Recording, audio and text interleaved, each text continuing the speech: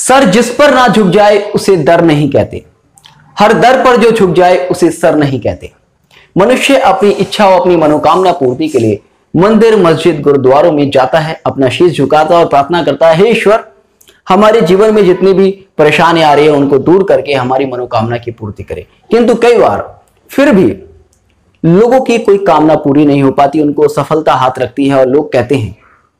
कि हर जगह शीश झुकाने के बाद भी हमारी मनोकामना पूरी नहीं हो रही। कहीं ऐसा तो नहीं कि आप अपनी लाइफ में कुछ बहुत ही इंपॉर्टेंट मिस कर रहे हैं। आपने कुल देवता और कुल देवी का नाम सुना होगा। कुल देवता, कुल देवी वो जो कि आपके पूर्वजों ने अपने धर्म, अपने संप्रदाय, अपनी जाति, अपने कर्म के हिसाब से एक देवी या एक देवता को अपने लिए पूजनीय माना, अपने पूरे वंश के लिए पूजनीय माना, उनकी आराधना करके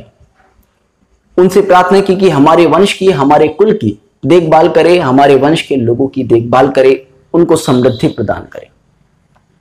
किंतु आज के समय में होता क्या है, जब कोई व्यक्ति किसी परेशानी में होता है, उसकी कोई इच्छा होती है, तो वो दुनिया भर के मंदिर, मस्जिदों में जाता है, अपने कुल देवता, अपने कुल देवी को छोड़कर। वो साईं बाबा के मंदिर जाएगा, मजारों पर जाएगा, पीर बाबाओं के पास जाएगा, मगर एक बार भी अपने कुल देवता या अपने कुल देवी के मंदिर नहीं जाएगा, उनसे प्रार्थना नहीं करेगा। ऐसे में होता क्या है? ऐसे में होता है कि आपके कुल देवता, आपके कुल देवी आपसे रुष्ट हो जाते हैं और उनका श्राप लगता है, जिसके कारण आप किसी भी मंदिर, मस्जिद में जाइएगा, आप किसी भी गुरुद्वारे में जाइएगा, आप किसी भी ईश्वर की प्रार्थना कीजिएगा, किंतु फिर भी आपकी कामना पूरी नहीं होती, आपको सफलता प्राप्त नहीं होती। आज के समय में कई बार ऐसा होता है कि हम लोग अपने गांव, अपनी परंपराओं को छोड़ चुके होते हैं और उसमें भी हमें यह नहीं पता होता कि हमारे कुल देवता कौन है, हमारी कुल देवी कौन है, और उसके अभाव में, उसके अज्ञान में दुनिया भर के मंदिर, मस्जिदों में भटकते रहते हैं। जो हमारे परंपरागत देवी देवता हैं, पूजनीय स्थान हैं, उनको छोड़कर दुनिया भर के नए नए स्थानों पर माथा टेकते रहते हैं। उसमें होता क्या है कि आप अपने कुल देवी, आप अपने कुल देवता की अवहेलना करते हैं, जिस कारण उनका श्राप लगता है और जीवन में बहुत सारी परेशानियां खड़ी हो जाती हैं, काम नहीं बनते। इसके अलावा कई बार होता क्या है, हमारे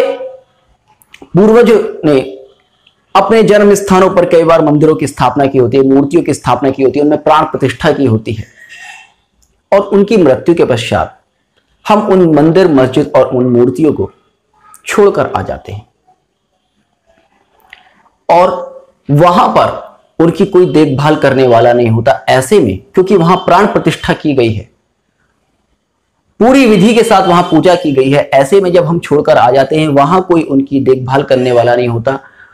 वहां पर उनका कोई सम्मान करने वाला नहीं होता। ऐसे में वो रुष्ट हो जाते हैं और उनका श्राप हमें लगता है।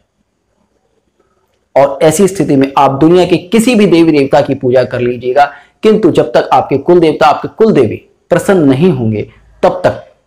आपके कार्यों में बाधा आती रहेगी। इसलिए जरूरी है कि आप सबसे पहले अपने पूर्वजों द्वारा स्थापित करिए आपकी कुल देवी, आपके कुल देवता की पूजा कीजिएगा, क्योंकि उन्होंने बहुत ही श्रद्धा के साथ उनको स्थापित किया, उनको मान दिया है और उनसे वरदान लिया है कि हमारे कुल में जो भी आपकी पूजा अर्चना करे, आप उनको सुख और समृद्धि का वरदान दीजिएगा। दुनिया में कहीं भटकने से बेहतर है कि सबसे पहले आप अपने कुल देवी, कुल देवता की पूजा उपासना कीजिएगा। एक और कारण होता है जिसकी वजह से कुल देवी, कुल देवता का श्राप लगता है। कई बार होता क्या है, घर में कोई बहुत पुरानी मूर्ति रखी होती है जिसकी बहुत लंबे समय से पूजा होती आ रही है और वो किसी वजह से खंडित हो जाती है या उसका अपमान हो जाता है। ऐसे में हमें पता नहीं होता कि हमने क्या किया है, किंतु जब उसकी बहुत समय से पूजा होती आ रही है तो उसमें प्राण जागृत हो जाते हैं और वहां पर उस मूर्ति के अंदर रहने वाली शक्ति का अपमान होने से कुल देवी, कुल देवता का श्राप लगता है, जो कि हमारे जीवन में बहुत सारे अभाव, बहुत सारी परेशानियां उत्पन्न कर देता है। तो अगर आपके साथ भी ऐसा हो रहा है कि हर जगह प्रार्थना करने के बाद, माथा टेकने के बाद भी अगर आप निराश हो गए हैं, तो एक बार अपने कुल देवता, अपने कुल देवी का पता करके उनकी पूजा कीजिएगा। कुंडली के द्वारा भी आपके कुल देवता कौन है, आपकी कुल देवी कौन है, या फिर आपकी कुंडली में कुल देवता, कुल देवी का श्राप है, बहुत सारे योग होते हैं कुंडली में जिनसे पता चलता है कि इस व्यक्ति के ऊपर कुल देवी या कुल देवता का श्राप है, या इसके द्वारा ऐसा कोई कृत्य हुआ है जिससे कुल देवी या कुल देवता का अपमान हुआ है। बहुत सारे योग होते हैं कुंडली में जिनको कुंडली देखकर आसानी से बताया जा सकता है। वो भी आने वाली वीडियो में अगर आप लोग कहेंगे तो मैं शेयर करूंगा। तो कुल देवी कुल देवता का श्राप किस तरह से लगता है, होपफुली आपको आज की इस वीडियो में ये बहुत आसानी से समझ में आया होगा। तो जुड़ रहिएगा एस्ट्रो सूत्रा के साथ। मिलते हैं नेक्स्ट वीडियो में, तब तक के लिए जय हिंद, जय भारत।